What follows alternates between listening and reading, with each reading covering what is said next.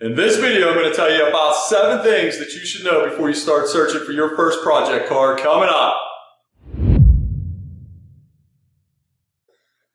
What is up, guys? My name is Dan and you're watching Resto Car, your source for content to help you finish those builds. Number 1, know the end state of your car. And by that I mean know what you're building. Are you building a Pro Touring vehicle? Are you doing a all original numbers matching restoration? Are you building a drag car? Are you building a twin turbo monster? You're going to be building an autocross vehicle. These are options that you have, and there's many more out there. You need to understand what you're going to build before you start looking for a project. And the reason that's important is that it's going to help you narrow down your search and find the right project for you.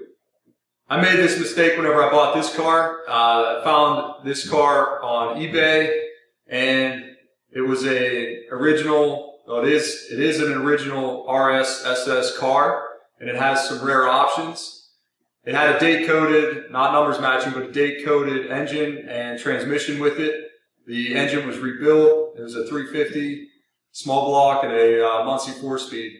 And basically, when I got home, I decided to ditch that drivetrain, and I bought the LS1 that you see in front of you, and also a 256 6-speed for this car. So if I would have thought about this ahead of time, I would have searched for a base model car, even a roller maybe, something that had good sheet metal, and spent the extra money on a car with better sheet metal than this car had, which in turn would have saved me a lot of work in sheet metal, which I'm still not finished. Or I could have spent the extra money on the LS1 and the T56 6-speed. So it's a good idea to sit down, think about it, figure out what you're interested in. Again, figure out what your goals are with the project.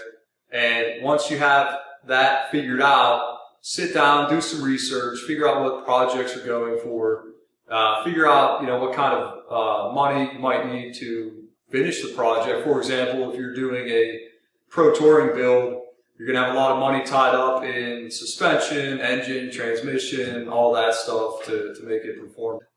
Number 2, know your limitations.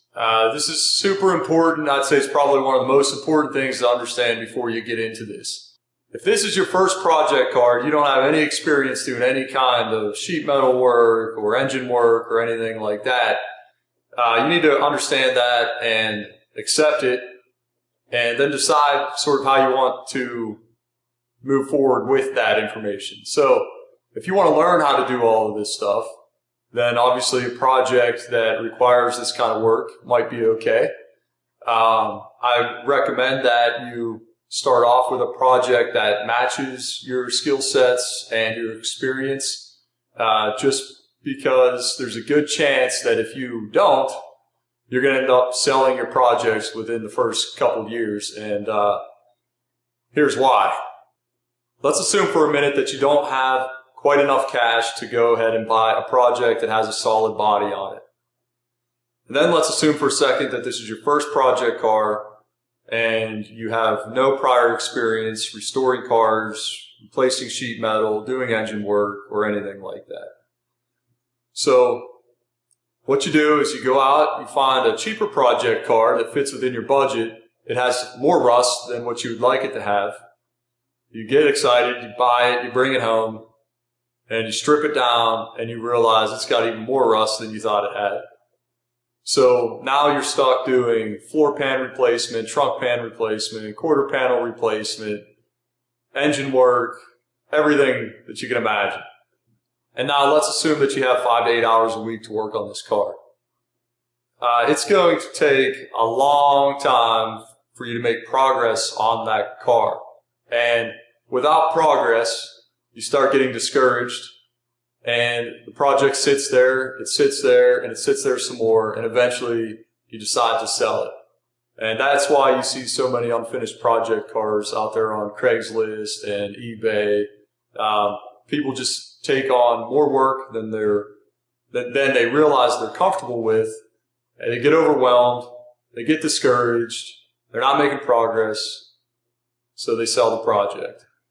So knowing your limitations and then finding a project car that fits within those limitations is going to ensure that you're going to finish this car and you're going to enjoy it. Number 3, know your budget. So it's worth sitting down and figuring out what your budget is. That's going to also help you narrow down the search. And if you go back and you think about the type of car you're going to build and your limitations, you may need to save longer to get the type of car that you need to have a good project. Also consider how much cash you're going to have every month to put into the car. If you got $100 or $200 a month that you can put into your project, it's going to take you a while to save up to buy one quarter panel. Quarter panels on this car were $350 some bucks a piece, something like that. So 2 quarter panels is going to set you $700. So how long are you going to have to wait to do that? And are you going to lose interest in your car by waiting 2-3 months to get quarter panels? So think about that. Again, save up for a more solid car.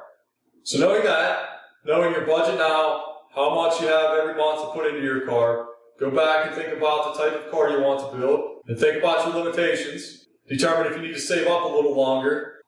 Waiting a little longer now to get a better foundation to start with that matches your skill sets and the type of car you want to build is going to be worth it. Number 4, know how much time you have available to work on the car every week. If you go out and you pick up a project that needs quarter panels, floor pans, trunk pan, basically all kinds of metal work, expect to stretch that out over many, many, many weekends to get that all fixed up and repaired and replaced. If that's not something you're interested in doing, then again, look for a car that has a better shell to it and less metal work. And with that, then you can focus on getting to the stuff that gets your car back up and running, the interior and the engine and transmission and all that kind of stuff. So understanding how much time you have available is another important one. And after you figure that out, I recommend that you sort of sit down and plan that out and see, if you end up with 8 hours, 16 hours a week, that's awesome. But then go back and figure out, what kind of project do I really want? Do I want to be spending all my time working on sheet metal work, or do I want to focus on, getting the car running and painted and just driving it? Number 5, know what tools you'll need to finish the job. If you're going to do a lot of sheet metal work like I'm doing on my Camaro, you need a welder. This is a MIG welder. It's a decent welder. You'll need an air compressor, a pretty good size. Probably I'd recommend at least some sort of 60-gallon 2-stage compressor for any type of body work, sanding, grinding, basically to run all of your air tools. A small little compressor isn't going to do it.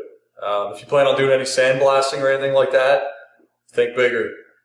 This is important to understand. Again, if you don't want to buy a welder, or you don't have access to a welder, and you don't have access to a large air compressor, you may want to find a project that's a little further along than some of the ones that are out there.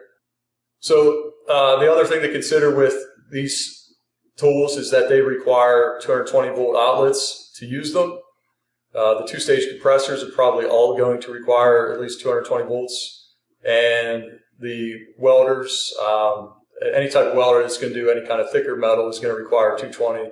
You can get 110, 115 volt models at like Harbor Freight or Eastwood, things like that. So you can use those, and they'll be fine for sheet metal. If your project requires engine work, think about the tools you might need to do that. Do you have a lift to get it in and out of the car, tools to tear it down, put it back together, check clearances on it, stuff like that. One thing you can do is rent tools, specialty tools from your local auto parts store. I know here we have AutoZones and Advanced Autos, and they do tool rentals. You're not going to find a welder there or an air compressor, but for all the other tools, you can probably find them. Number 6. That's 7. Number 6. Know everything you can about your project. Before you buy it, before you search. And what I mean here is that when you're looking for projects, Do your research on the cars first. Find out where the common rust spots are. Find out what the VIN tags mean. Find out what the trim tags mean. Find out all the options. Figure out where extra numbers are at. For example, on this Camaro, there's an extra VIN, a hidden VIN that's near the heater box. So that's just another way I can make sure that the VIN tag matches the body of the car. It wasn't tampered with, all that. You'll want to understand what the original rivets look like on the VIN tag and the trim tag. So once you do your research on this stuff and you figure out, you understand the car, the history, what they come with, options, what's normal, what's not, you're going to want to ask the seller for a lot of pictures for these things. More importantly, if you can, you want to go see the car in person. If it's far away, I definitely recommend taking the drive to go see the car before you actually buy it, even if it's an eBay auction or something like that. Still go and see it if you can. If you can't, then ask the seller for high-res photos in all of these areas, because a lot of times the seller, and they're not trying to be malicious or anything like that or hide anything, they'll just take 10 pictures around the car, throw it up there, and they'll do their best to describe it. But the goal here is to avoid surprises. So I've actually made this mistake. I didn't spend the time to understand this. I didn't ask the seller for more detailed pictures. So this car behind me, when I went to pick it up, I drove a few hours to pick it up, and it was dark for Furna 1. Not that it mattered because I've already committed to the auction. But when I got there, I'm going around with the flashlight, and there's just way more. I could see the sheet metal work that I'm going to have to do on this car, and I didn't realize it was going to be that extensive. And then things like around the roof skin where the window meets and stuff, I could see a lot of rust in that area, which wasn't disclosed in the auction listing. I was all excited to get there. I got there and I was sort of bummed out, but I loaded the car up and took it home anyways, because I did feel that it was my fault for not asking questions. The seller did. They did put a lot of the stuff in the auction. But my point here is that you need to ask for as many high-res photos as you can if you can't be there in person. And if you can have someone local go look at it, all that stuff, because you don't want surprises when you get home. You don't want to be bummed out. You want to get that project. You want to be excited and you want to jump in. If you can't get there and the seller doesn't want to send you this stuff, then I'd pass on that vehicle. It's not, maybe the seller just doesn't want to do it. Maybe they're hiding something. You just don't know, and it's not worth the risk. So I pass on that situation there. And another thing that I'd be looking for in these photos is fresh undercoating, fresh primer, fresh paint of any kind underneath the car, or all things to look for someone trying to hide something. So it may not be hidden on purpose, but you need to know about that stuff. So know everything about the car before you go looking for it and before you buy it. Number 7, know how you're going to get your vehicle home. More often than not, whenever you pick up a project, it's probably not going to be running, or it's not going to be drivable on the street. It's not going to be registered. It may not be able to be registered with the condition that it's in. So you have to transport your car home. There's a number of ways to do this. You can do what I did, and you can rent a trailer if you have a truck. So I rented a trailer from U-Haul at the time to get this Camaro home. You can rent a truck and a trailer. All kinds of options.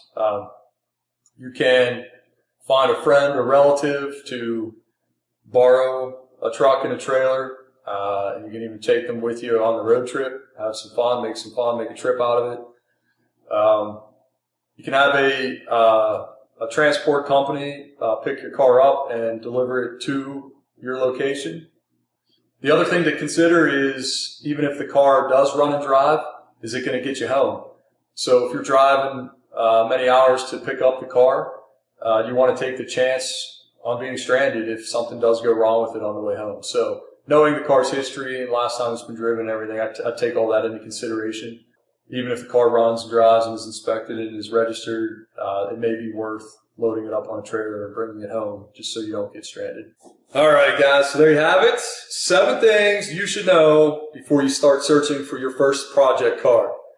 If you understand these 7 things, you'll be in a much better place to have success with your build.